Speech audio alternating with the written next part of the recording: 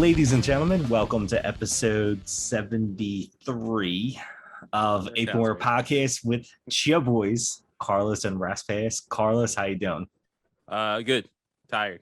Yeah. Good. Also, my eyes look red. I'm a sad sack, and I cried during Ghostbusters. Not particularly sad. It's just I'm a nerd. That's the shit that makes me cry. Not the Notebook. I thought you were crying because it's been weeks since we recorded.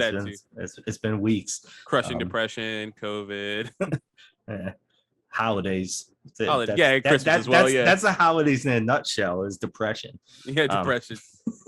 We'll sprinkle COVID. Yeah, so I thought we were both going to have Elgato face cams for this for those of you watching, and for some reason mine did decide not to work, so I'm back with my old Logitech. But for those of you listening to us, it really don't matter, except I now have my Yeti. So we sound better. Yes. We were recording January 6th. I'm really hoping to get this released. This is the latest we've ever recorded. So fully expect a lot of rambling and off topic and everything. But this is officially, I guess, the first episode of the new year, the first episode of Apron Work 2.0, if you will. Better than NXT 2.0. Yes. The color scheme went back to the old red and black. We're back there. I did a little bit of adjustment to the logo that's up there, and I have to finish that after this, so that'll be fun. But no more Walton. Not like it really was noticeable. Yeah, it's just official. we returned for a CM Punk episode, and it's been me and you ever since. We even stopped making the joke about where Walton was because life gets away from you. Yeah. But I want to start this off with that and say thank you, Walton, because honestly, I wouldn't even be doing this if it wasn't for Walton.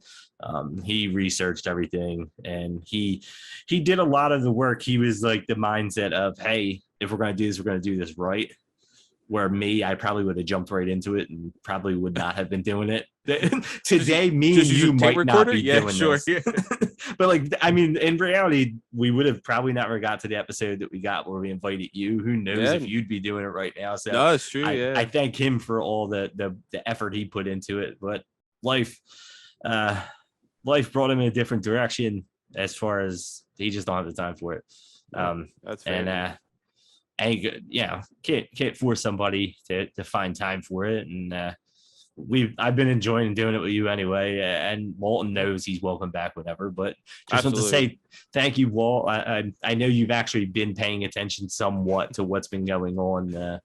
So he did message me and said, hey, you guys are killing it, basically he said he felt guilty having his face on there and his name on there, knowing put a plaque up, a plaque behind us. Yeah. The first Apron Work Hall of Fame. I don't know. We have to vote because there's Peachy too. It goes a wall, but I love Peachy. Don't get me wrong. I was gonna post this long thing. I'm like, you know what? Let me do it the next episode. Yeah. No, it's true. If it wasn't for Walton, man, I wouldn't be doing Nerd Today. I wouldn't be doing this. Yeah, I gotta be honest with you. I ran with it after he did all the research. So I know a lot of where we are is because of him. But we worked well together. He just didn't have enough time for it. And his schedule is a little bit set in stone, I guess. So Walt, I'm sure he'll record. He also said he wanted some type of Peach's Pit episode. For those of you that know the old Peach's Pit episodes, he said he'd love to come back and just ask us questions. I think he also feels like he's not keeping up with the product enough, wrestling in general. It's rough too, right? When there's so much bad. Yeah, thankfully there's AEW, because I will say when we first started recording Apron Work, it was hard to pay attention to WWE, and AEW didn't exist. And a lot of these other organizations were not as easy to follow along. The whole streaming on YouTube and stuff was not as big in 2018 when we first started it. So I mean, which doesn't feel that long ago, right? Isn't that crazy? yeah. It legit, we stopped recording in.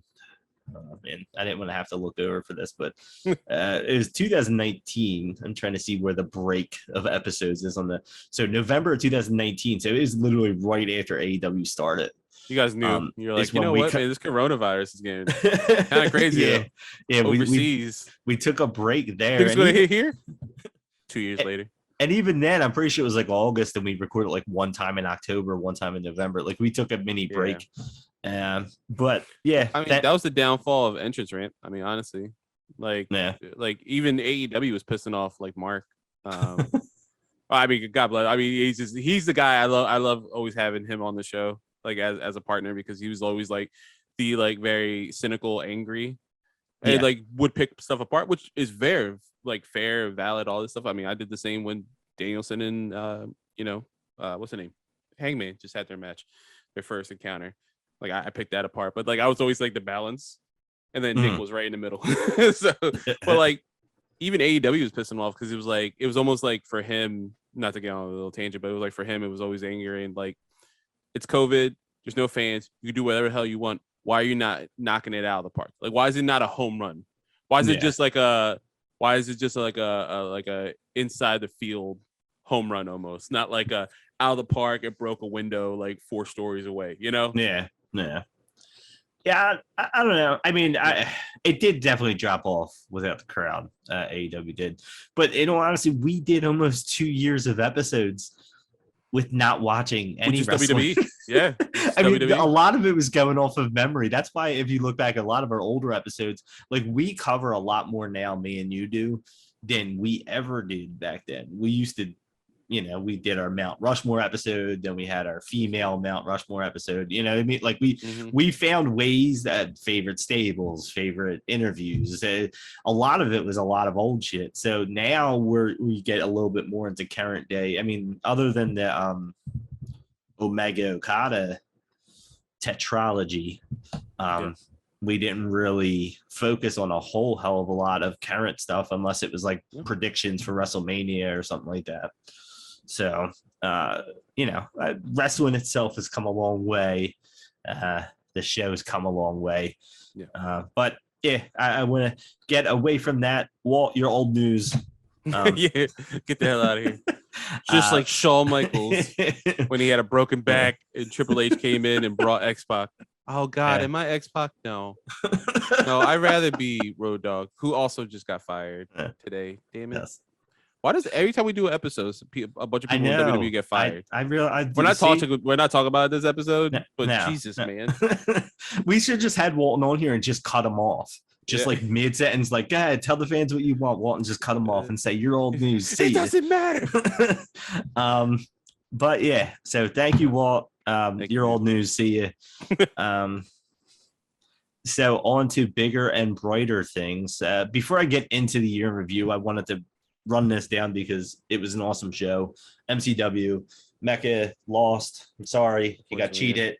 But I went to the last MCW show in Joppa on last. I don't even remember the date. How far is Joppa outside of Baltimore? I think it's about 20 minutes. It was about a 2-hour drive from my so it's like house. A little longer. Oh no, because you're outside of the city. That's right. Yeah. So it was about 2 hours. So it's like I was gonna say, right? Like technically. Yeah. I would say if you'd probably be more like an hour and a half from you. Okay. It was hard to find because it was in a mall, like near an Amish market, and it's not really like signs. So we're like driving around, and if we didn't see a bunch of people walking into a side door, I'm pretty sure we could have went through the Amish market and it would have been fine. But, when you haven't been a place and you're looking, you're like, hey, what the hell is this? You could have got some donuts. That's what I'm saying, some Amish donuts. No, the Amish part was closed, I think. I don't know. You had to walk through they don't have the electricity. bathroom. I forgot about that. Yes. But the show was awesome. I'm upset that it is my only experience at MCW Arena, but they have other shows that I think they announced the newest location, which I'm pretty sure Adam Cole is going to be at that show, the next show they have. Yeah, I don't know if he's wrestling. He might just be a meet and greet, but I saw that. They're definitely doing a meet and greet. They have him kind of front and center when they announced this show, so I don't know if he's wrestling or not. Fair. But I mean, I got to see the Acclaimed. Was awesome seeing them. Oh my god! Cast is rat into Ray Lewis, which is great.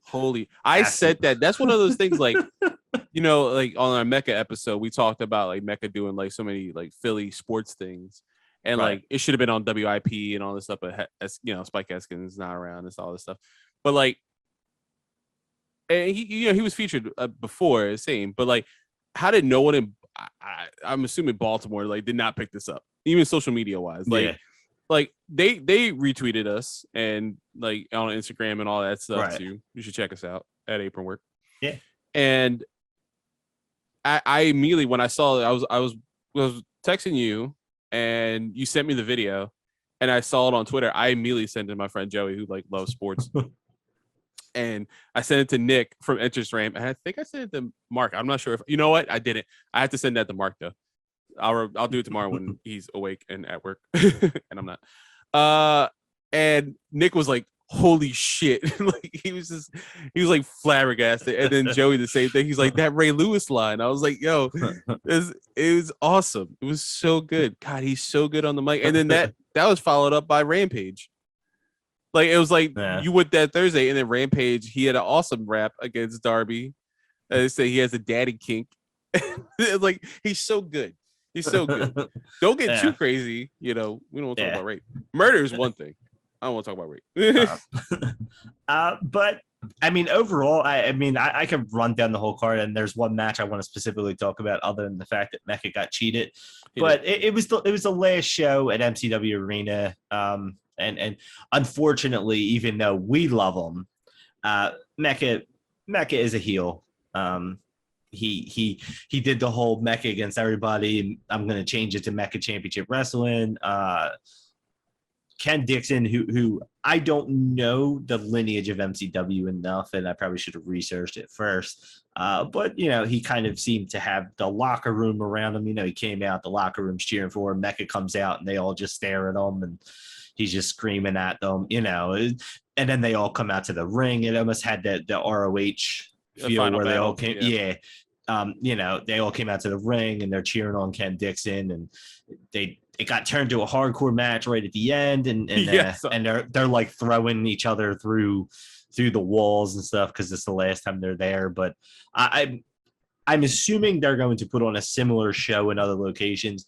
For those of you who may have young kids, you have not taken them to a wrestling show, it was awesome. It was the very first show. My kids are 7 and 9. The very first wrestling show I've ever taken them.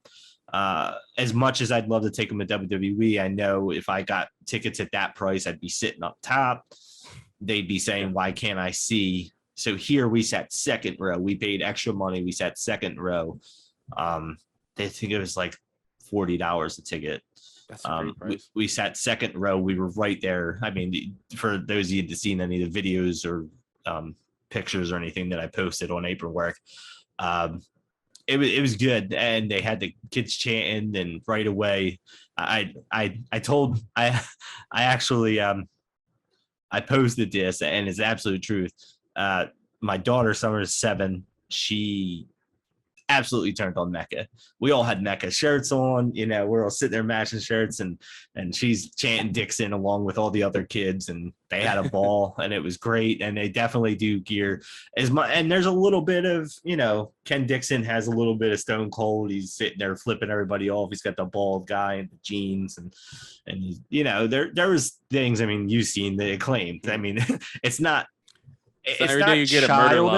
It's not like childish, the show, but it's almost has a little, it has a very WWE, a little bit for everything feel in an enclosed area where almost so like an indie setting. So for those of you out there that might not have brought your kids to wrestling yet, I would definitely suggest wherever they end up next, and I forget the location, and hopefully they find us at home, because that felt special being there a little bit. He mentioned how special it was. Yeah. Too. Like so how important that building was to him. So. Yeah. So it was cool. It was a very cool experience. I was happy that we got to interview Mecca because I would have never went and done that. He's the one that pushed the whole it's family friendly, and it was. The show was awesome. It was not too long, so that was nice. And the one match I wanted to talk over everything else, the show from top to bottom was great. Loved it. I loved getting to experience it with the kids. They're actually sitting there asking me questions. But Brian Cage's match was awesome, and not because of Brian Cage. Brian Cage was awesome. I'm not going to say it wasn't because of him. I think he's a good worker. It was with him. But him and Action Andretti, for those you don't know who he is, you're going to know soon. He was awesome. Absolutely awesome. I don't know where he's from. I'm trying to get him on the podcast with us. I already sent out an invite. He started following us when we're sending all the things, but him against Brian Cage, that match was awesome. I'm assuming MCW puts their shows out on YouTube. I know they're on. I don't think they do. They're on a certain. Well, I know they put some of their matches on YouTube. Yeah, they'll put like. I'm going to hope that one gets thrown on there. I know they're on a service, and it's really escaping me, and I'm hoping you're looking it up while I'm sitting here. And I am actually. Okay, good. All right, cool. As long as you're looking it up, then I can actually say. But the match was absolutely awesome. But the thing is, I don't know where he's from. They build him from Philly, but then when I looked up some of his old matches, he's been billed from New York and somewhere else in Pennsylvania. So my first hard-hitting question for him is, where exactly are you from? Because when I look it up online, it says unknown hometown. And I thought he would want to come on here because he's also from Philly until I realized, hey, I have no idea because a couple of his matches said New York.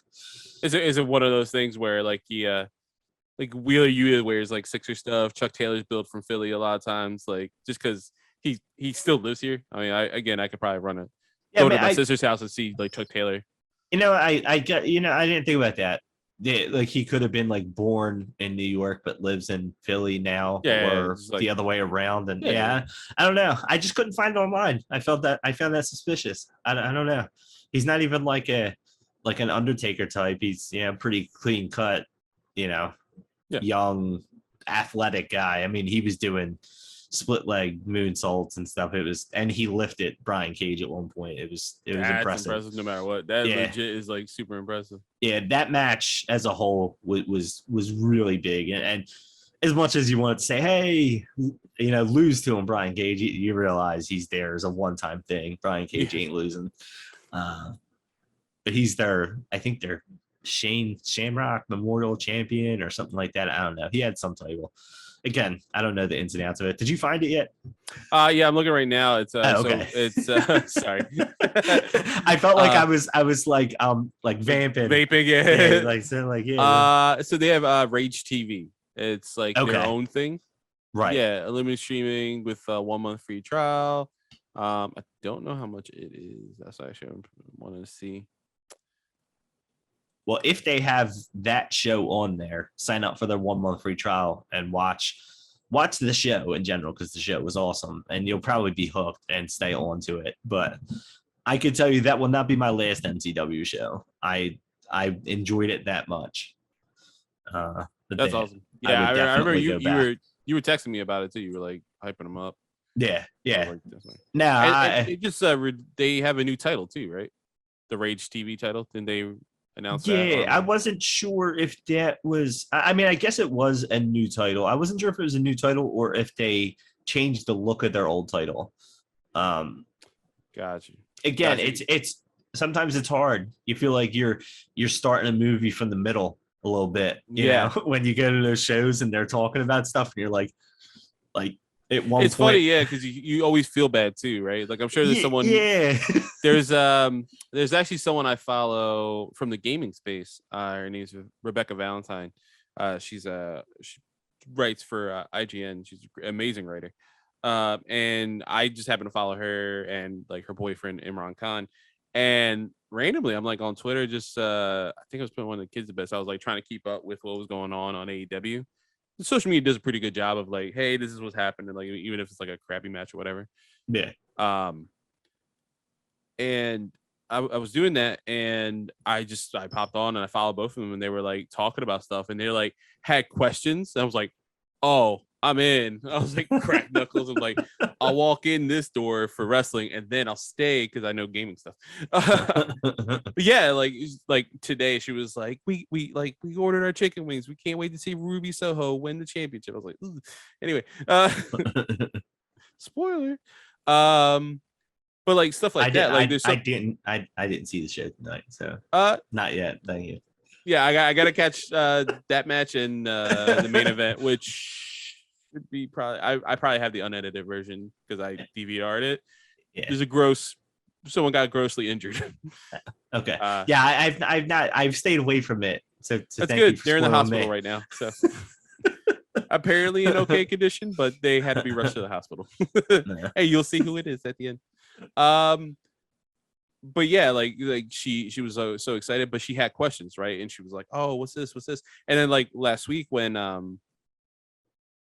we talk about very casual fans, right? Like she's watching AEW, never seen WWE. I don't even think she's ever watched it in growing up. Maybe possibly she probably seen it. You know, we're all kids of the '80s. Like I'm sure there's no way to get away from Hulk Hogan. Like yeah, unless you're black and he runs away from you. That's what. Anyway, it's like every week I got like a new Hulk Hogan. It's so good. But she had questions. She was like, you know, and they did a good job when O'Reilly debuted 2 weeks ago. They were like, oh, like who, like, oh my God, they have so much history. And she was like, they have so much history. And like she was making fun. I was like, no, they really do. like AEW is going to do a good job of letting you know that they've wrestled all around the world and they've been friends and they fought and they've been friends and they fought. And recently they try to kill each other. And I literally wrote that. Like I was like, no, this, like they legit have history. And like literally 6 months ago in another company, they try to murder each other.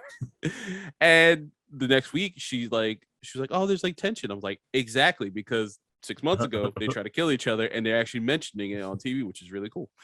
So it's like little things like it for her, like walking in, like I can't imagine. It has to be easier with AEW. They've only have like this is their 3rd year of content they're starting, you know, with Dynamite. Like that has to be easier to walk into that than here's 50 years of WWE. And yeah, Pat Patterson, you know, won the first Intercontinental Champion. Actually, they just gave it to him. They just created the title. They made a story behind it. Don't worry, no one wrestles for that title. Shinsuke is just effing off somewhere. I'm not going to talk bad about WWE today. I'm trying not to. But that's what, and AEW has a bit of an advantage that they can continue off of WWE history too. They're willing to. Yeah, but it's helpful. I can only compare it to going in, which is not canon now, but going into Agents of S.H.I.E.L.D., yeah, the TV show, already have watching the Marvel movies, and you're like, all right, I already have a general understanding what's going on here. If all this history happened in ROH without anything with WWE related, and it's all New Japan, ROH, the moment Adam Cole comes, the moment Bobby Fish comes, all that, there's a lot more fans out there that need to have this explained to. Yeah. You know, I mean, thank God for like AJ Styles, like straight up debuting on the main roster and like a good portion of the audience knowing who he was. Yeah. To be like, all right, no, this is important. But like, listen, I don't love Impact Wrestling. Like I like a lot of stuff of there. Like they have a good roster. Their women's division is top notch, you know, but like you gotta mention this dude is like why he's 16-time champion around the world. It's like it's not just New Japan, dude. Like, he was an Impact champion like a bunch of times. He's like X Division champion. How many times he like teamed with Sting? Like, don't beat around. I hate when they beat around the bush in WWE.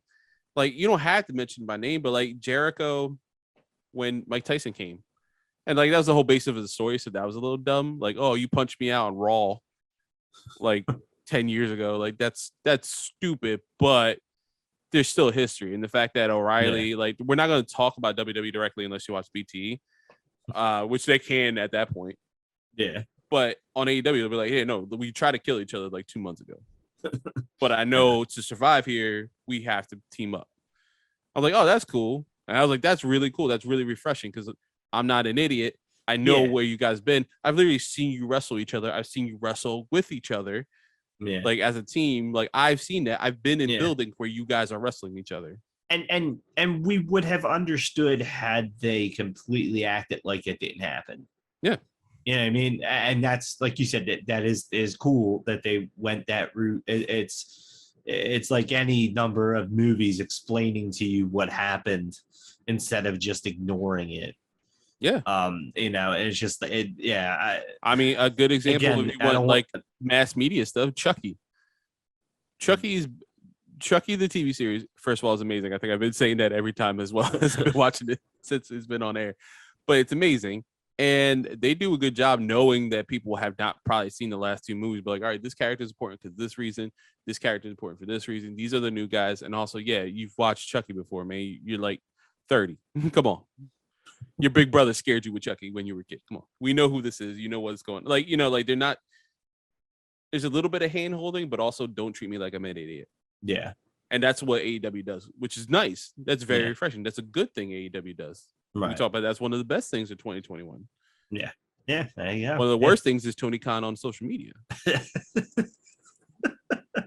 a lot of people who just shut up. Pope Francis, Donald Trump, Joe Biden. I don't. Tony Kahn.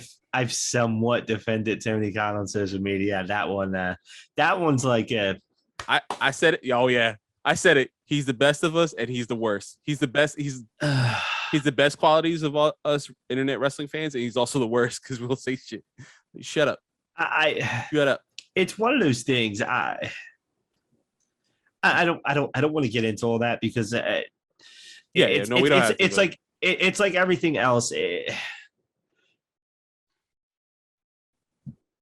In her mind, in Big Swole's mind, but for those of you that don't know what happened, Big Swole basically said, I don't want to fully get into it, but I'm going to get into it. Yeah, she felt there was not enough diversity at the top. Yes. And she mentioned that in her exit interview. She said everything was copacetic as well when she left for her exit interview, that business was cool. It wasn't vibing. Like she felt like her place in the card, like many wrestlers feel like their place in the card should be higher, anything like that. And she, asked for her release because she wasn't happy, and they granted it because she wasn't happy. She said the environment was pretty okay. She said her and Kenny kind of butted heads, I guess, because he has an idea of how the women's division should go. But it wasn't anything where like there was heat. Yeah. It's like two people talking, like you just have a disagreement. Yeah. I felt like her side of the interview came very positive. Yeah. And she has legit criticism. Maybe some people on the roster, like I think Sean Dean came out and mentioned, and some other people came to the defense of Khan. But that's not necessarily anything where like there could be criticism. It's fine to have criticism at the top, Yeah. I agree with a lot of her points. I feel like there's not. I don't know where you do stuff like this, and like I don't think some people who win championships possibly tonight are answers to that. I think they were already set in place, but there are certain ways storylines were going to play out no matter what, which is refreshing, right? So like, for example, Hangman is AEW champion. My worry when Danielson came in was he's going to be world champion right off the bat. Right. And then even with like, no spoilers for the night, but I meant like even their first encounter, that was my worry. I was like, everyone was like, oh, he's going to win. Come on, Brain Dancer. He's the best wrestler in the universe. Like, of course he's going to beat Hangman Page, some random dude. No, like they did a good job of selling you who Hangman was. And that was like a worry. Like, is this dude's coming in? He's going to take time and place, right? And same thing with Cole. A lot of people are like, why is Cole not in the main roster? Like the main top thing. Like, you got to build him up, man. And maybe he's okay with where he's at right now. Right. You know what I mean? Like maybe in AEW, that's not necessarily that it's not in the future. Maybe they are planning a slow build with him. Yeah. Like you think a lot of times in WWE, people just come in or some people get added to a card last minute and then win the WWE championship. But that's like, again, I don't. A part-timer at that. I don't want to speak on diversity purely because I'm a white male and I'm not going to sit here and try to lecture anybody on anything. When it comes to the actual heavyweight champion of AEW, I don't think anybody can argue with the order that things have went down. It's not like they've had 12 champions now and they've all been white.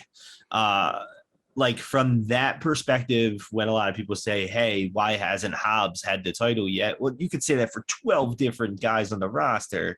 And I don't think that Powerhouse Hobbs is any ready than some of those other guys are ready right now. You look at the flip side where people are defending WWE in this and saying, see, the WWE fans out there who are saying, look, they gave you Big E. And then you have the other side where it says, Big E has lost more matches than he's won since he's won the title. I mean, it's like giving Kofi the title and having him lose in seconds to Brock Lesnar. Big E also lost to Brock Lesnar and was pinned by him. Yeah, so like, in a match where there's like 4 other people, like 3 other people who could have ate that pin. There's so many like, other guys that could have lost. Yeah. So like Rollins or Owens should have ate that pin because they have nothing to lose. Big E still looks strong. Bobby Lashley looks strong because he's the one going up against Brock now at Royal Rumble, which honestly I'm excited about because that's the match I've always wanted to see. Yeah, back in the day. But like we could have got here in a completely different way. Right. Like he didn't need to eat the pin. And you're right. So it's not, and that's not even. I know it's easy, and it's I being facetious. Like I was texting Nick, who's half black and half Puerto Rican.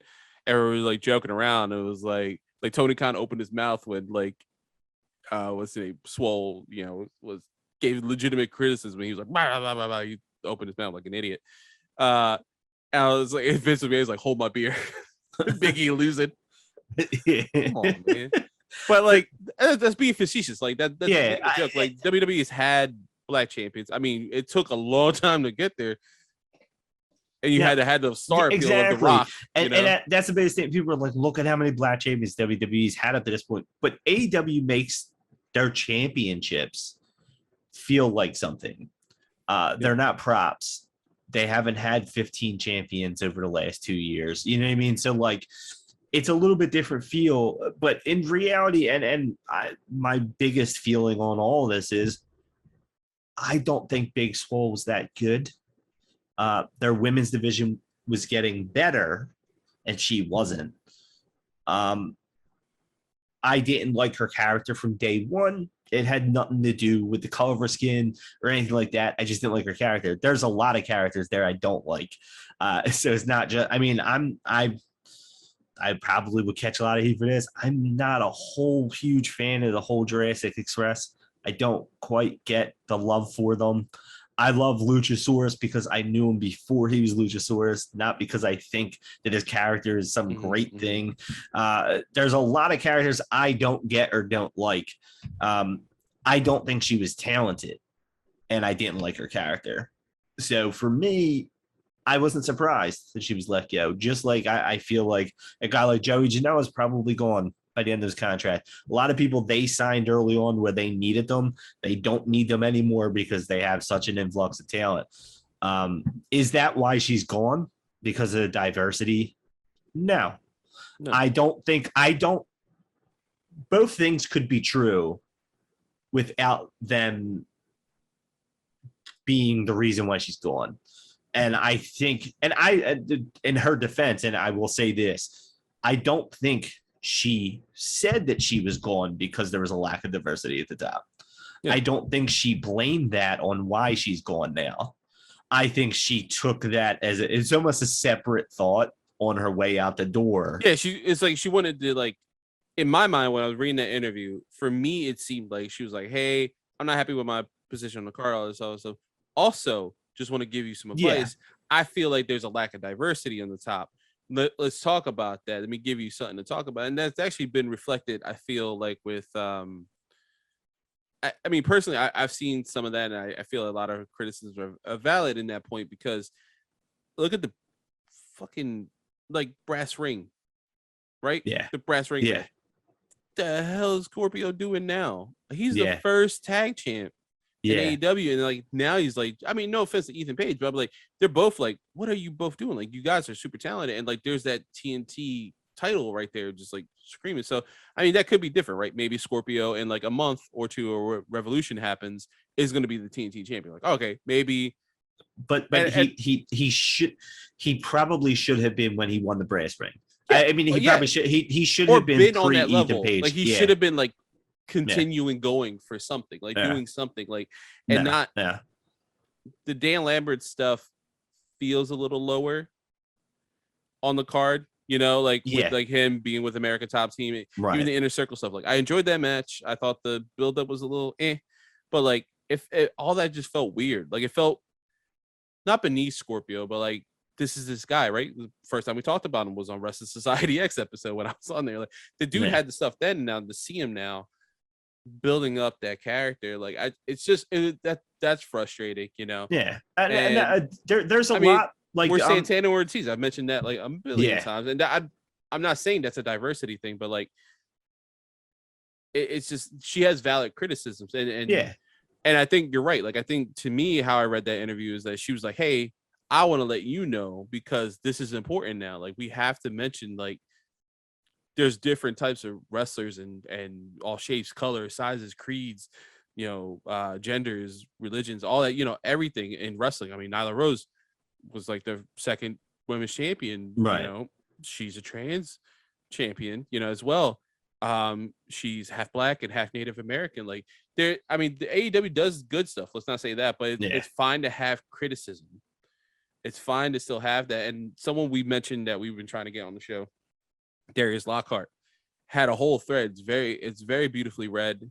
Right. And someone, even questioned, with like some diversity people, like with white passing stuff. And he took that criticism as a person should and be like, hey, no, that's not what I meant this way. Let me explain this. But he said he mentioned, this is also when it becomes he says, she said, he had a tape that he ran with Tony Kahn. He was recently on Elevation against Matt Hardy, and he recently like had a tape and he wanted to show Tony Kahn like, hey man, this is like what I think a lot, what you should be looking out, for with black wrestlers and stuff. He's a big proponent for black wrestling.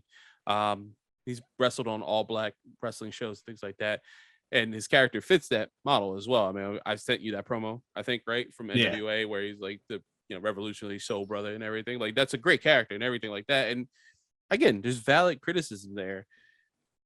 And I think that's what she was trying to mention. And his comment, not that we're going to talk too much about it because I don't really want to talk about it too much. Well, I got my anger out of the way last week when I saw it. But it's like, you don't have to react to everything, right? Yeah. You don't, man. Like, I don't like Vince McMahon. I've never met the man, to be fair, but as a wrestling fan, like, rubs me the wrong way, especially after seeing another 8 people getting fired today, and one of them being one of the greatest minds in wrestling, modern wrestling today, probably, in William Regal. Like, just let go. And that one. That's the one. The one I want at AEW. He doesn't need to be on air. He doesn't need to be wrestling. That needs to be in that company. I'm fairly certain. I'd be hugely shocked if he's not in with AEW in some way, shape, or form. Like having Jerry Lynn in the background of AEW, knowing that he has like his ear to the talent, like that's so smart. That's so smart, because as a kid, when you watch RVD and Jerry Lynn, you're like, oh, RVD, he's cool. It's like, no, Jerry Lynn is the one you're supposed to be watching. And that's no knock against RVD, but like, I don't know Vince. I've never met the man. I don't like him as a wrestling fan because of all the stuff that got fed down my throat and all the people getting fired and all this other stuff. But the man doesn't talk. All of us can be like, bah, bah, bah, bah, bah, all this other stuff. Never answers anybody on Twitter. Never says anything like that. I don't know if it speaks to Tony Khan's age and like where we're at and the fact that he's always on social media, but he does this with NFL as well. You've seen it. Yeah. Now I get where his defense was coming in. But I also know that there was a portion of Big Swole's comments that was not necessarily diversity all around, and it was geared a little bit to black, to African-American representation, because I mean the Lucha Bros are tag team champions. You know what I mean? They said you do have representation. I mean the women's is possibly the most diverse on the roster when you look at it. Mhm. You got Thunder Rosa, you have they said Nyla Rose, Ruby Soho. I'm not even 100% sure like what nationality she is. So she's just is she just white? I don't even know. Like for sure, I'm not 100% sure if she's white or a mix of things. And Jade Cargill has been like, you know, one of the top where the breakout stars up and coming. Best and then rookie. and then you have Sheeta and their women's division is very diverse in that sense. So when I heard her comments, as much as she wanted to say diversity, and I'm sure when she felt like it's a little bit in the background, I'm sure that was her issue with Kenny and Omega, and it's a lot of people making decisions, which is kind of what she pointed at. It wasn't necessarily on the roster as much as it was behind the scenes. And Britt he being women's champion and Hangman being world champion right now, like them two at the top was telegraphed day one of AEW. Yeah. We had to wait till they were ready. Yeah. And the storyline was ready. So that's fine. And like you mentioned, I have criticism. Yeah, and you know, I love the Lucha Bros on top, but like Santana Ortiz haven't sniffed those tag titles at all, and they've been there since day one as well, you know, like and honestly, I will say this. Do you feel like right now, and I did not watch this episode, I don't know who's the champions right now, right? Because they just defended the titles tonight. Yeah, that was the main event. Yeah. So, did you feel like during their title run right now that they're the best tag team, Lucha Bros, in AEW? Like, does it have that feel, or do you feel like they're billing FTR as like the best tag team they have, and then the Young Bucks is still, every time they come out, the best tag team in the world? Yeah. So like when you think of it like that, even though the Lucha Bros, it's kind of like they're talking about the Big E book, and where like the Lucha Bros are tag team champions, but you don't. I've never felt like they made them sound to the viewers like they're the best tag team. Yeah, they constantly always say that the Young Bucks are the best tag team in the world. The FTRs, and they kind of get that backing. I mean, hell, Private Party should be way more than in the Hardy family office right now. I agree, man. I agree. They were one of the best things about AEW from the very first episode of Dynamite, and it was like, it was very interesting, and they beat the Young Bucks in the tag tournament, and they're on the rise. And honestly, Top Flight almost took their spot away, and then the one brother got hurt, and then, but like, where are they? Private Party could right now be one of their top 4 or 5 tag teams right now, and probably should be. And they're just not there. I mean, it was the coolest concept, them coming out like they're going into a club. Like I thought it was cool. The music was great. Yeah. Their tag team maneuvers are great. Like, so from that perspective, that's the part you got to look at. I mean, there is some truth to it, and for him to defend it by naming off some of the members of the roster that are not white, I think proved a little bit of ignorance on his part, but it also was like, dude. There was someone who had like the perfect PR response, and like I should have screenshotted that because I wanted to send to Remy and Nick and all. But she had the perfect response. She's like, what it should have said was, and in quotations, like, you know, we have differing views and all this stuff, and we wish her the best and all this other stuff. It was like, yeah, that's what it should say. And she mentioned under, she's like, there, Tony, I fixed it for you. There was no right way to answer that wasn't fake PR answer. Because he was going to benefit not at all through that. There was nothing he could have said there that was going to benefit him, and that's where you would just be quiet. If you say you're right, there is none. Now you look like a total jackass. You defend the company, you look like a total jackass. Regardless of who's right. Do me and you know the inner workings of the inside? No, we don't. And only the people there know it. It's like Leo Rush, I know, got really upset about it. Yeah. And then apparently talked to Tony Kahn and, but again, they had a conversation. You can't appease anybody, right? Because everybody said, oh, he's going to retire. And it was like, oh my God, he backed off. And he was like, well, no, he talked to the guy. I mean, he was upset because it was an upsetting thing. If it was anybody's boss saying that, you'd be like, whoa, what the fuck? Like, yeah, he's very outspoken. Whoa, he was in WWE. He was outspoken. They got him in trouble and stuff like that. And it's fair. Like I said, the criticism is valid. It's just like I was thinking in that moment, like, when someone criticized me that much, and like I think I've entered comments for like entrance rant before. I'm like blah blah blah blah. Like I've never been like attacked a person. Right. I was like, that was just one of those things. Like, man, you just gotta shut up, man. And that's the benefit I give Vince. Maybe he doesn't know how to use Twitter, but the man doesn't respond. I mean, I'm sure he has a Twitter handle. How much does that get flooded with? Like, you suck. Yeah, I hate you. And I would be willing to bet he doesn't. He's not the one that even. He's literally wiping his ass with his phone right now. Going to bed. I'm usually like, yeah, go ahead, Tony, go ahead. But this one, I was like, whoa, dude, I don't care. I don't care. I mean, there was, like I said, he could have been. Tony Kahn could be 100% African American right now, and he could not have defended that. Like, he just couldn't have. Like, there was just nothing there. There was no benefit to him doing it. Big Swole literally went out the nicest way possible. Yeah, she defended her talent, because why wouldn't she? What was she going to say? Yeah, I know I sucked. Like, regardless if she thinks it or not, everybody thinks they're the best, right? Mm-hmm. They just think they need an opportunity. She felt like she wasn't given that opportunity for whatever reason. She wasn't given that opportunity because they didn't feel like she was good enough. Yeah, and the landscape is changing, man. Yeah. I mean, like, there's so much. Oh, I got something in my eye. Sorry. There's so much.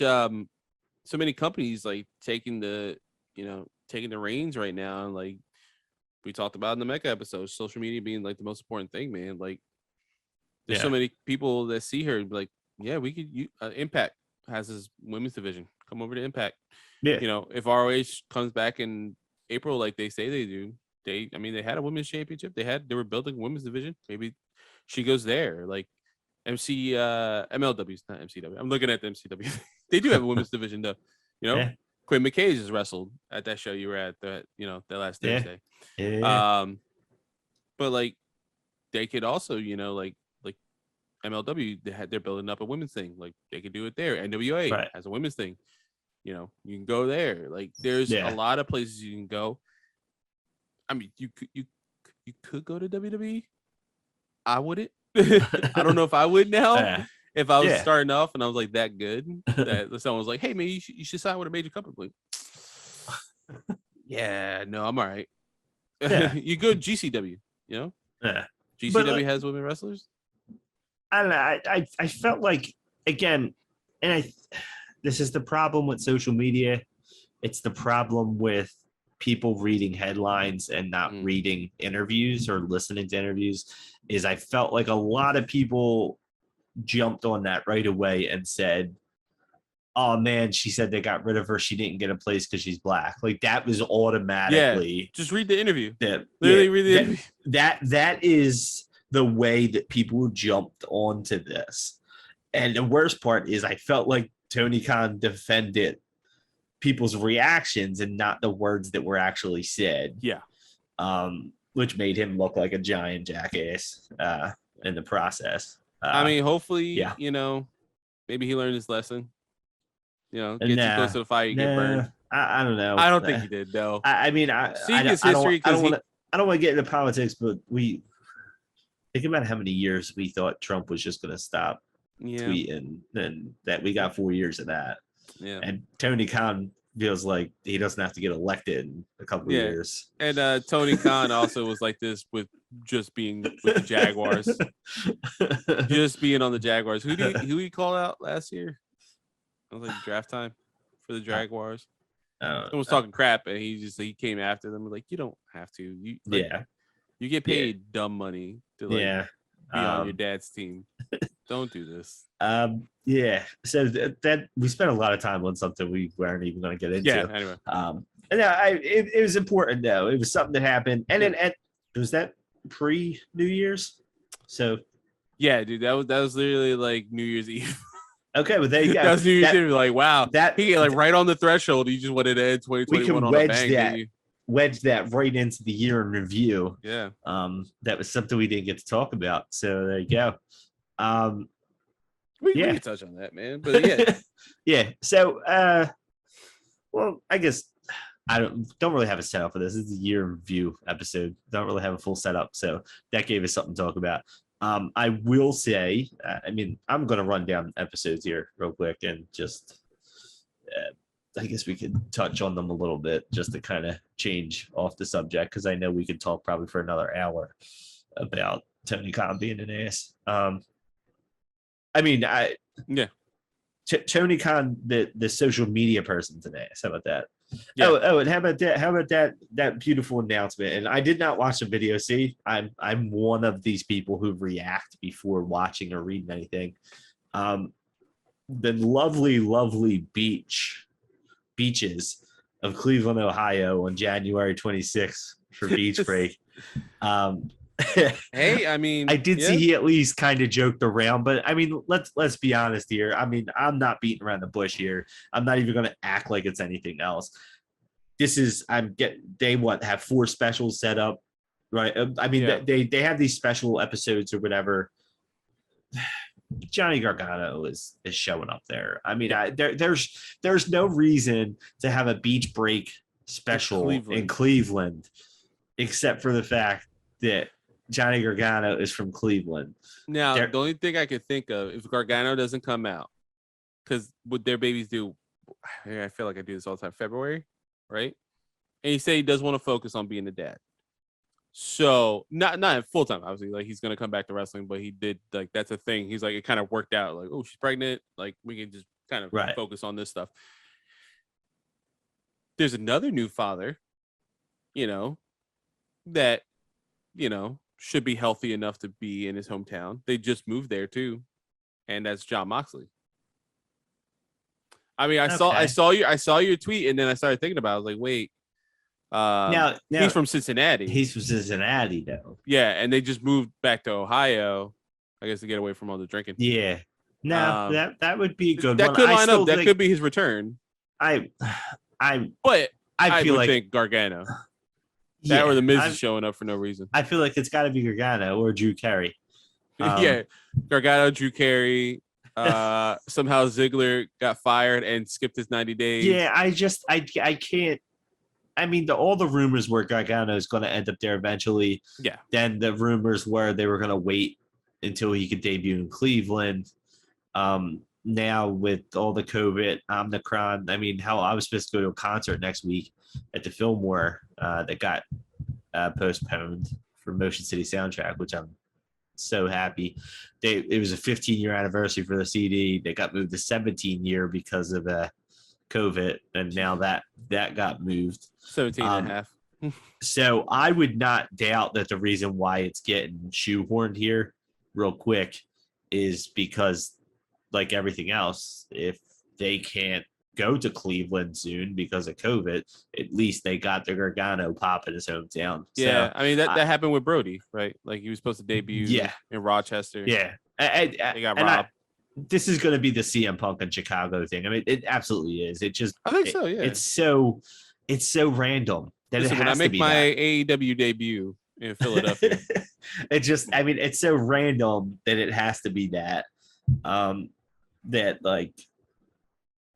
So see Tony Kahn, and he sits there and talks up of the beaches of on Lake Erie at Cleveland, and that's the beautiful side of Tony Khan. Yeah, that's the funny side. Yeah, that's the the fan you want to like joke around about. Yeah,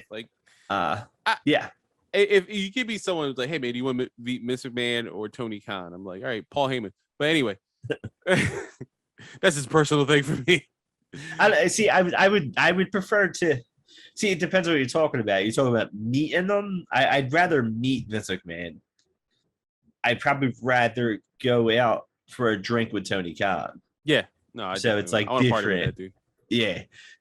I That think dude the looks work like an for Tony animal Kahn. party. Yeah. I feel like he's one of those guys who's like, hey, you want to drive my car while you're like done drinking? Like, yeah, let's do it. And Sure, yeah, I'll drive your Tesla. Yeah, let's go. He's got the ludicrous speed.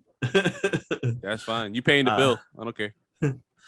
So, speaking of year in review and speaking of Gargano and his hometown, that's where this all started back up. And again, I could thank Walton for that. The CM Punk episode that we did was when CM Punk returned. It's what renewed this. It renewed wrestling. I felt like absolutely. And I think I had messaged you like earlier in the year, and I said, dude, I want to get back into podcasting. I see that you're killing it with your shit, and I want to get back into it. And I always have a hard time trying to figure out how to get guests on my show, because mine's is like 10 minutes of like, hey man, this is what you missed. But I was gonna do a solo thing, honestly. That's where I was coming to, where I was just going to overnight just record stuff talking about AEW just for the time, just to kind of pass it. And when the CM Punk thing came about, me and Walton texted each other, and I was like, dude, if there's ever a time that we're going to reboot Apron Work, it's right now. Yeah. Like right now, wrestling is going to be at the hottest it's been. And I'm not the biggest CM Punk fan. I'm a CM Punk fan. I'm not like, he was a huge CM Punk fan. So I knew if there's anything to get him back into wanting to do this, this is it. And then even then, I think like 2 weeks after he returned was when we finally recorded. If that said you're writing on the wall of anything. But I mean, thanks CM Punk for 2021, making a crappy year better, because he I mean, it really took the edge off of a lot of like legitimately shitty things in wrestling, There's been good, man. There's been good. It's funny too. I not in preparation for this or anything. Mecca's not listening right now, probably. I was watching Brian Zane, because I follow him. He's like one of my favorite YouTubers, and he put out his best 16 best things in wrestling, and I just happened to be watching. I'm like almost done it today. Watched a lot of Encanto. As you're well aware, you're gonna watch it for like a million times now. But I was watching it, and it was refreshing to hear like a lot of his like good things. He always does a bad and then a good, and it was like when you start hearing about the good things, like, yeah, man, this year wasn't horrible. Like there is bad. Don't get me wrong. 80 people got fired. I'm sorry, because it's 2022. 8 people only got fired so far. 80 people got fired last year. But like some people found their footing, and some people are able to do things. Like I'm happy. Like looking back, like CM Punk being in AEW, right? That's amazing. Like having those eyes and ears back on wrestling right now. The fact that he's in a feud with MJF like is awesome. Yeah. Danielson putting on like 3 of like the best matches in modern history, and 2 different companies, and with no one being angry, right? Like I'm pretty sure Vince is not even angry that he doesn't have Danielson, because they seem like they're really good friends. He mentioned him in his Tribune article when he came over and all this stuff. And I mean, that WrestleMania match with Edge, Danielson and Roman was legit good. Like it was a legit good match. I mean, there was the criticism that he got added at the end, like randomly third, like, oh, you randomly get added to this match. But it was a good match. It was a very good match. Yeah. And I think the writing was on the wall for adding him. And I suspected that, there was rumors of his contract at the time being up, and that he was like playing out his options. And luckily, now we have him in AEW. And then he had, for my criticism with his last match, he still had 2 of the most amazing matches with Kenny Omega and now, Hangman Page. And I have to watch tonight's. I think tonight was like a really good one as well. From what I can tell online, it seems like a lot of people were happy with it. He doesn't have bad matches, but like 3 of the best matches ever in like his career happened this year in 2 different major companies. And I mean, you want one year you want to talk about CM Punk, the other year you want to talk about Danielson. Like he also brought 2021, and it's impressive. And even more impressive, you want to add a fourth match. He wrestled Suzuki. He wrestled Suzuki, and that was crazy. The match was insane. Yeah. I mean, I was going to eventually get to Danielson, and obviously Adam Cole to a lesser extent, and it's no knock on him, but I mean, he's right now in his career, he's not at Danielson and Punk's level. Outside of Roman Reigns, John Cena, Brock Lesnar. I mean, I'm trying to think of who else could have shown up on AEW that would have gotten you to the point you're like, oh fuck.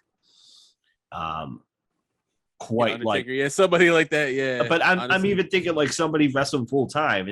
Like it would be like Cena coming back and saying, I want to wrestle each week, like what Punk and Danielson have been trying to do. You know, I want to be here every week. I'd be like, wait, what?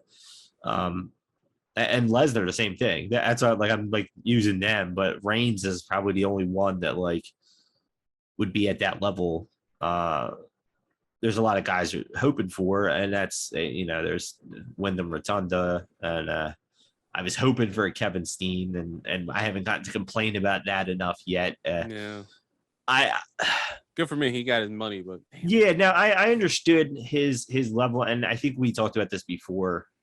He is one of those guys you could tell his ultimate dream was to make it to the WWE. Mm-hmm.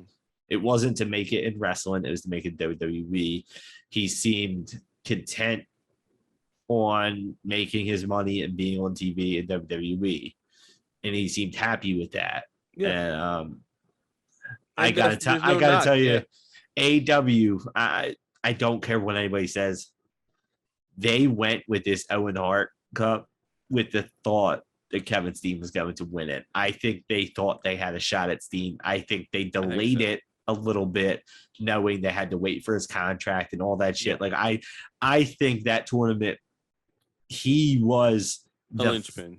Yeah, he was going to be in that tournament and probably win it. I think when they talked about the tournament at first, like honestly, his name was up there. I know they were talking about it. I don't care what anybody says now.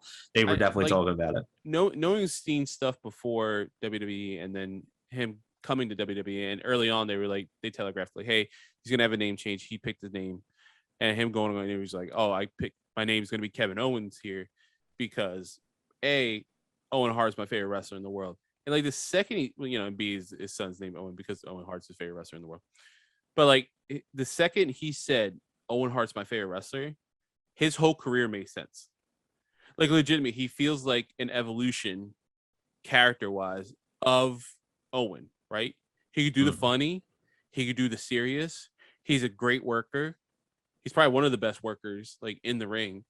And he's just almost like an anomaly, right? Like you see Brett makes sense. You see Owen, and you have to watch him. And the second you watch him, you should get it. If you don't get it, you don't have an eye for wrestling. I think not terrible. Like I'm not like gatekeeping or anything, but like he's the guy you're supposed to be watching, right? Even Brett would tell you. Like Owen's like this special talent, like a once in a lifetime thing. And dude, he really was. Like it's incredible to look back and not see it as a kid. And I'm like angry with myself. I'm like, damn, why didn't I see that? Like I'm watching old matches. I'm like, damn, he's so just crisp and good. And you don't see it as a kid. You're like, oh, is him being in the nation? This is stupid. Like, well, he's adapting to anything they throw at him. It's like Kurt Angle. Here's the milk truck. That's awesome. Here's this dumb angle. That's awesome. Now you're a killer. That's awesome. Now you're a weirdo. That's awesome. Like he always like adapted, and like he's a special talent. And when Steen mentioned that, like it clicked for me, like his whole career, and even now, like it still clicks. But yeah, I think they were telegraphing that one. I think I felt the same way. Like it was cool that they got all that stuff, like the Martha Hart stuff, because I know she. Even watching the Dark Side of the Ring, you could tell that Owens always had a love for wrestling. Not as much, I guess, as the rest of the Hart family. Like his family was first and foremost, and then wrestling. It was like wrestling for the family, and then their families professionally. Yeah. But wrestling was a big part in how much I loved it, and you could almost, because it's been like propaganda wise, it's always felt like Martha was like this a-hole, right? You know, and then you watch this thing and she's like, no, she's just like angry because she lost her husband and like it's all this stuff, and it makes sense. And for her to be like, okay, you guys can use his likeness. You can name the cup. There's a women's and men's tournament, which is awesome. Like I thought it was just gonna be men's. That's awesome. I think that's gonna be great. I'm probably gonna be Danielson who wins that. That's who I would want to win. I want someone who has that pure like talent, right? Yeah. Or Mecca if he comes in AEW, you never know. Because he's a great bad guy. He's just like Owen. But like something like that is perfect. And then like he's gonna be in video games, like all the little things like that was it. I mean, it's funny enough, but like him going to WWE, that staying with WWE, should I say, sucks as a fan thing because I want him in AEW. Yeah. Awesome for him as a family man. Like, damn, get your money, get your family set. Yeah. Like this is gonna set them for the rest of their lives. This is awesome. Totally cool. And as we've seen before, if they continue to cost cut, he did not get a guarantee in his contract. That's true. So I think he worst case scenario, we just see him in 90 days. Yeah, he pushed for it, I think, but there's no guarantee he makes it out of this year, let alone his contract. I don't wish that on him, but there's just but that's true, man. There's no guarantee that he won't be in AEW after this contract. You know, he might made his money now and then he can go and have fun later. Who knows? Yeah. Yeah. You never know. You never know. But like, it's interesting. And you know, going off of a positive thing in WWE, we get more Owen Hart stuff, man. How cool is that?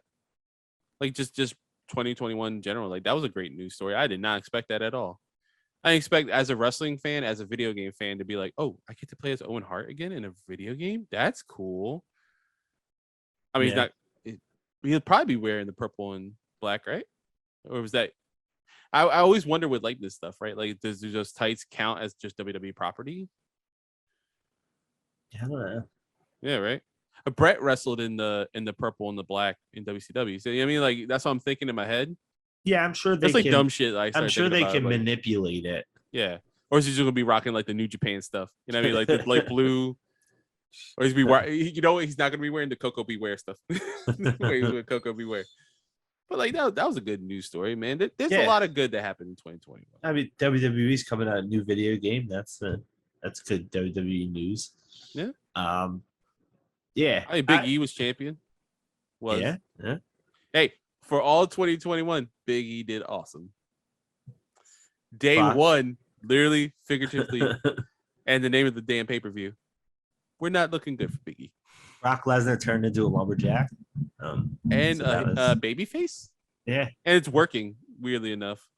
And then he went ahead and beat the champion everybody's been hoping would be champion for years. He went ahead and beat him. Yeah. So that was yeah. And because it's WWE, you wonder about the property, right? That's a way to get babyface over. Also, Brock Lesnar is just like taking photos with fans, like legitimately taking photos with fans.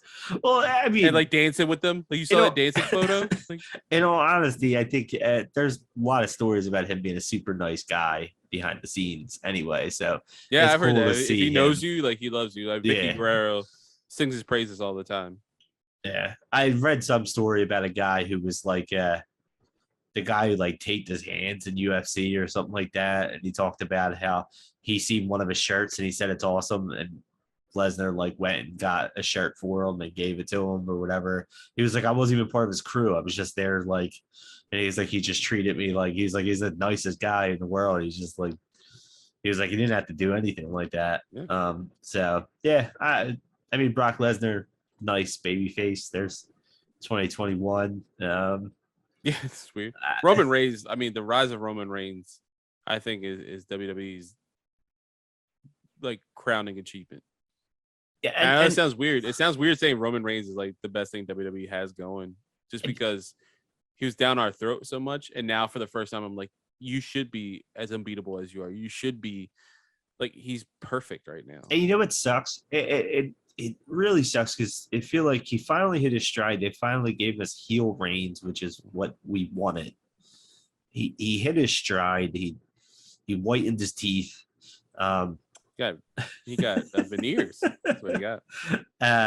And then he starts talking about how he's not going to wrestle for that much longer. I understandably so. He has had major health concerns. I mean, honestly, at any wrestler, I legit was shocked on New Year's Day when I looked at my phone and it was like, he's got COVID. I was like, out of everyone, that's the one person I don't want to have COVID. Yeah. And that's Reigns to me early on gave me that Cena vibe, especially when they were being thrown out. They were like, man, this person is probably a very nice human being. But God damn it, do I hate you right now? And it's only just because of wrestling. It's only just because of wrestling. Only because I'm a fan. I'm an older man. You can see the grays. And not the bald spot. Don't look at that. But I get it. We have this reputation. All right, Reigns is not for you. The kids are cheering him and all this stuff. And it's frustrating because I see the good person there, so I could disconnect. Oh, he's a good person. Don't like his character. I don't want to see him wrestle all the time. And even casual fans, right? I have my friend Joey, who's a super casual fan. He'll just come over just to hang out with me, and I just happen to be watching wrestling. And be like, "Oh, Reigns is still champion." Boo! I'm like, "No, you don't understand. This is finally what we wanted, and they gave it to us." But yeah, he got COVID day one of 2022. God, horrible year already to start. Not to mention, you already took out Betty White right at the end. Jesus Christ. But I don't even want to get into that. Yeah, and we're not gonna. This is not the Betty White podcast. I'm gonna start crying. This is bullshit. But yeah, that's the one guy I didn't want to get COVID, right? And he got COVID. I'm like, oh my god, no! I fear for his life. And you're right. He on himself is smart enough to be I have a shelf life. But we and then it sucks because you're right. You're we finally got you where we wanted you. Yeah, you're supposed to be the future. But it makes him more, special, I guess, for a bit. Yeah, but if there's anybody for to be hey, I'm gonna go do acting and stuff, my body can't pull it. You're I get it. I mean, I don't think I realized it, and I don't think he was very good at football anyway. But I don't think I realized that that's what cut his football dream short. When that whole thing came out, because they kept it pretty secret when it came out. That it was leukemia, right? Yeah, it's late, so yeah. But that was kept kind of behind the scenes pretty well, and it's understandable. But yeah, it sucks. It's something you said. 2021, I guess, was it 2021 or 2020 when he it was the showed up tail as a heel? end of it was SummerSlam. I think he showed up this in the Survivor Series. I think he was Universal Champion. It was the beginning of the heel thing, but the stride was this year where he's literally, I think Brian Zane's mentioned he has one disqualification loss against Xavier Woods, which is crazy to think about. But that's it. One DQ loss, and I don't think he's lost anything else since. He's uber. I mean, his new music seems like final video game boss fight music. That horrible 3D model he still comes out to is shitty PlayStation 1 RPG character you have to fight. But no, he had his stride this year, and that's it's crazy to think that again, this year's night 2 main event was Edge, who came back from retirement, last year, and then is able to been around this year, thank God. No injuries. Is Edge on top of his game, better than before, versus, Daniel Bryan, who's, now goes by his real name, Bryan Danielson, who's always on top game, against Roman Reigns, who's finally there, character, physically, presence, everything about him is finally where we wanted him. And the night 1 and night 2 main events were wow, WWE, you guys are doing something good here. And then the rest of the year is I know we're talking about 2001. I just in 2-3 years, I don't know the fuck they're gonna be. It's so interesting. Yeah, I don't know. Right? I don't know where can WWE be in a couple of years. I just don't Bobby Lashley's old. I mean, even a guy like Kevin Owens is old. AJ Styles talked about his last contract possibly being his final contract. They don't. Nakamura's old. I mean, I'm trying to think of any of the guys that are sitting there. No one younger is being pushed to a degree that needs to, right? No, like, you got Braun Breaker, who's now the NXT champion. He okay, you got him. Who's he gonna fight? I don't. A bunch of aging guys. Like if Roman Reigns retires this year, let's say, now I'm not saying he's going to, but if you retire, you can only have Braun Breaker wrestle Brock Lesnar so many times. I just thought, that's the interesting thing, right? So that's what 2.0 is supposed to be, right? It's like them getting ready, these new generations that's going to kind of like take over, right? And obviously, they even use it storyline wise. I mean, Grayson Waller taking out Gargano, Braun Breaker winning against Tommaso, Carmelo Hayes unifying the cruiserweight and North American title this past like Tuesday. Like there's like little things like that, and it's fine. Some of this stuff is fine. Like again, already from jump, I watched Braun Breaker's match once. I'm like, all right, physically, presence wise, everything. You're like the best of both worlds of your dad and your uncle. Like holy shit, you're awesome.